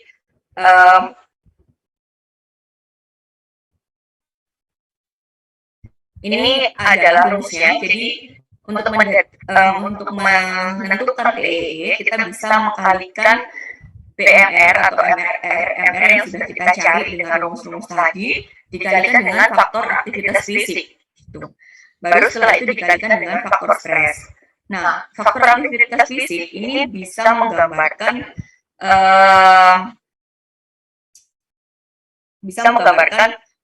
AT atau activity thermogenesis dari masing-masing orang, masing-masing individu, dan itu levelnya pasti berbeda-beda. Contohnya misalnya pada kasus orang yang dia itu aktivitas fisiknya tergolong sedentary, maka kita bisa mengkalikan dengan faktor konversinya, yaitu antara 1 sampai 1,39 gitu. Kalau misalnya dia benar-benar tidak melakukan aktivitas fisik apapun, misalnya pada kondisi bed rest atau pada kondisi yang dia tidak memungkinkan untuk melakukan aktivitas tertentu, kita bisa berikan PAL values-nya sebesar 1 gitu. Sementara untuk faktor stres ini tergantung pada apakah ada penyakit tertentu atau tidak. Nah, setiap penyakit itu punya faktor stres yang berbeda-beda. Misalnya, kalau untuk faktor stres penyakit yang berkaitan dengan infeksi mungkin akan jauh lebih tinggi dibandingkan faktor stres untuk penyakit yang degeneratif seperti itu. Jadi ini nanti akan kalian dapatkan pada saat dietetik ya. Kalian akan dapat ini di mata kuliah dietetik. Tapi banyak referensi yang bisa kalian acu sebenarnya untuk menentukan stress faktor dan juga physical activity factors gitu. Jadi tidak ada pakem yang apa ya, yang standar. Artinya kalian bisa menggunakan referensi dari manapun, yang penting sesuai dengan kasus yang kalian hadapi. Nah, ini berdasarkan tadi ini berdasarkan beberapa rumus dari ahli ya, dari Hans Benedict dan juga Mifflin. Ada yang terbaru yaitu dari Ayong gitu. Jadi ini untuk melihat PEE dari berbagai usia gitu. Jadi kita bisa mempertimbangkan total energy expenditure mulai dari anak ya, pada anak bayi usia 0 sampai 2 tahun, kemudian kita bisa melihat berdasarkan BMI-nya dan lain sebagainya. Bisa kita acu. Ini ada kalian bisa lihat, bisa kalian baca di bukunya Krause's Nutrition. Nanti mungkin saya upload juga di e-learning ya, kalau bisa dan masih kalau tidak ada kendala, karena saya nggak bisa akses e-learning, nggak tahu kenapa.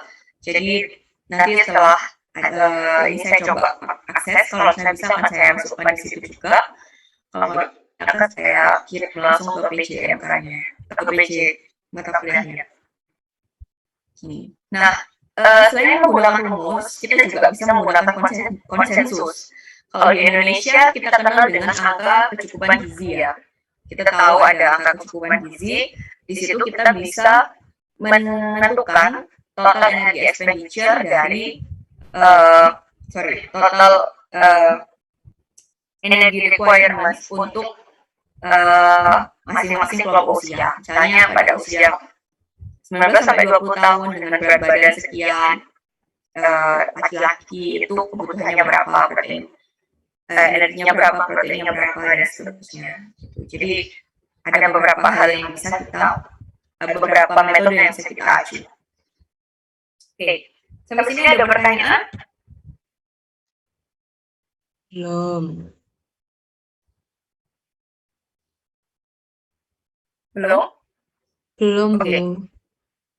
Oke, kalau belum saya lanjut ke energy balance ya.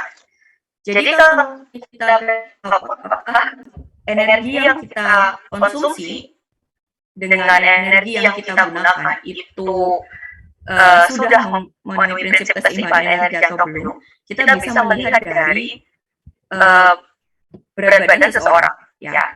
Jadi kalau misalnya dia itu termasuk seimbang energinya, maka pasti kita bisa lihat status gizinya itu normal. Jadi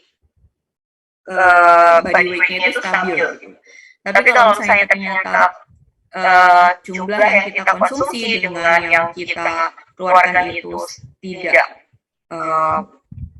seimbang, artinya kita bisa kita katakan sebagai positive energy balance atau keseimbangan energi positif, sehingga jumlah yang dikonsumsi itu jauh lebih tinggi dibandingkan jumlah yang dikeluarkan. Dan kalau negatif energy balance ini konsepnya adalah jumlah yang dikeluarkan itu jauh lebih tinggi dibandingkan yang dikonsumsi. Gitu. Jadi kita kenal dengan istilah positive energy balance atau negative energy balance atau balance. Gitu. Jadi kita bisa melihat dari indikator tersebut. Nah, konsepnya ini kita dasarkan pada prinsip termodinamika. Jadi energi itu kan tidak bisa dihilangkan ya, tidak bisa dimusnahkan. Jadi desainnya adalah dia ditambah, dikurangi atau disimpan dalam bentuk yang lain, diubah dalam bentuk yang lain. Sehingga ini sama. Kalau misalnya kita konsumsi lebih banyak energi, maka dia akan disimpan gitu atau digunakan atau ya disimpan kalau dibandingkan dengan yang kita keluarkan mungkin tidak akan sebanyak itu. Jadi prinsipnya seperti itu. Nah, keseimbangan energi bisa tercapai ketika intake dan juga output yang kita pakai untuk aktivitas itu seimbang gitu. Jadi kalau memang dia yang kita tujuan kita kan untuk mendapatkan energi balance ya dalam kehidupan sehari-hari itu, baik itu ya untuk kondisi-kondisi tertentu pun kita juga harus memastikan prinsipnya adalah energi balance gitu. Jadi kalau misalnya nanti kalian diminta untuk memberikan rekomendasi menu atau rekomendasi perhitungan energi, kebutuhan energi, maka yang perlu kita pastikan adalah harus seimbang energinya. Gitu. Jadi ya ini yang menjadi prinsip untuk penentuan kebutuhan. Nah, jadi selain bagi duit, jadi kan pada prinsipnya kalau misalnya kita mengkonsumsi energi yang cukup, gitu ya, maka akan energi yang kita asup itu akan dimanfaatkan sepenuhnya untuk kebutuhan-kebutuhan homeostasis tubuh, gitu ya, dan juga untuk kebutuhan-kebutuhan yang kaitannya dengan metabolisme optimal gitu. Nah, tetapi kalau misalnya terjadi imbalance atau ketidakseimbangan, maka bisa jadi ini akan memicu terjadinya penumpukan lemak gitu. Jadi yang bentuknya adalah ya lemak yang tidak sehat gitu ya, sehingga kalau lemak ini menumpuk di jaringan hati, di otot atau di pankreas, ini bisa menimbulkan masalah-masalah yang berkaitan dengan metabolic disorder gitu. Jadi sebenarnya tidak hanya pada kondisi kelebihan ya, tetapi pada kondisi yang kekurangan pun juga bisa menyebabkan penyakit-penyakit tertentu gitu.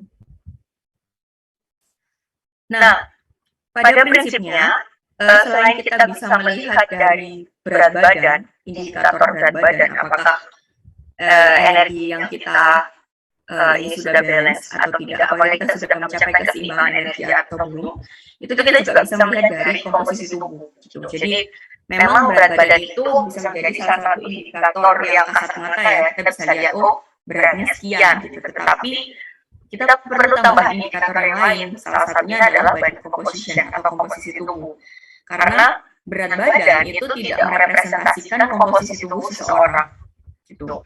Ada orang yang dia mungkin berat badannya 55, tetapi ternyata banyak lemak dibandingkan fat free mass-nya gitu. Sehingga ini juga bisa menjadi indikator bahwa seseorang ini tidak mencapai keseimbangan energi.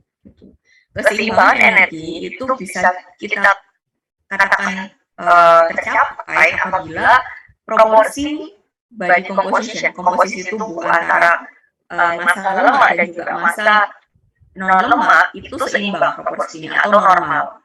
Kalau kita tahu pada laki-laki ya komposisi lemak maksimalnya kan 25%, sementara pada perempuan maksimal 30%. Sehingga kalau misalnya lebih dari itu, maka bisa dikatakan dia tidak seimbang energi balance-nya. Gitu. Oke, sampai sini ada pertanyaan? kita sampai jam 8.40 ya harusnya. Iya, Bu. Oke, karena mungkin waktunya sudah mepet juga dan saya rasa apakah ada pertanyaan? Saya rasa cukup jelas ya. Ini ada penugasan. Jadi ini tugas individu. Kalian saya minta untuk membuat tulisan, bentuknya adalah essai populer tentang keseimbangan energi dan kaitannya dengan berat badan dan komposisi tubuh. Gitu. Jadi ini topik besarnya adalah keseimbangan energi dan kaitannya dengan berat badan atau komposisi tubuh. Kalian bisa menulis topik yang lebih spesifik, misalnya kaitan antara keseimbangan energi dan obesitas atau keseimbangan energi dengan fat free mass dan lain-lain gitu. Jadi kalian bisa pilih topik yang lebih spesifik gitu ya, yang sesuai dengan minat kalian. Kemudian jangan lupa dituliskan referensinya dalam bentuk formatnya APA apa. Nanti kalian cari apa sih format APA itu seperti apa. Kemudian ini di citasinya dalam bentuk numbering ya, jadi tidak ditulis siapa pengarangnya, koma, tahun berapa, tidak seperti itu, tapi lebih ke numbering. Jadi nanti di referensi kalian tulisnya sesuai dengan urutan citasinya. Jadi 1 itu siapa, 2 siapa gitu. Buat dalam minimal 500 kata, maksimal 800 kata. Nggak terlalu banyak ya, 500 kata itu nggak terlalu banyak, paling 1 lembar gitu. Sudah cukup. Kemudian ini silakan dikumpulkan melalui e-learning paling lambat pada 25 September 2022, 2 minggu lagi, jam 00. Ada pertanyaan terkait ini? Izin bertanya, Bu. Mungkin untuk format margin dan lain sebagainya, apakah ada ketentuannya? Oh, ya. Berarti bebas ya, Bu ya?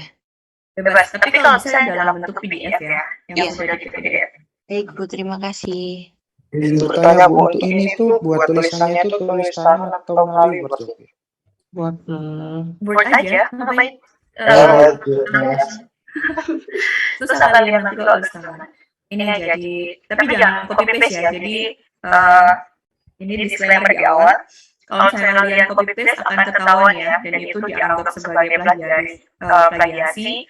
Ya kalau bisa sih tetap harus ada parafrase. Jadi jangan sampai kedeteksi sebagai plagiat, karena itu akan mengganggu nanti ketika kalian skripsi juga. Gitu. Karena penugasan-penugasan yang diberikan dosen itu akan berpengaruh juga ke nilai akhir kalian, gitu kan. Sehingga kalau kalian ketahuan ada plagiarisme, ada plagiasi, pasti ya ganggu proses kelulusan nanti. Jangan sampai kayak gitu. Oke? Baik Bu. Oke, mungkin cukup ya. Terima kasih untuk waktunya. Tunggunya sampai 2 minggu lagi. Saya akhiri untuk perkuliahan hari ini. Mohon maaf apabila ada salah kata atau salah dalam menjelaskan. Terima kasih banyak. Assalamualaikum warahmatullahi wabarakatuh. Waalaikumsalam Waalaikumsalam warahmatullahi wabarakatuh. Terima kasih, Bu.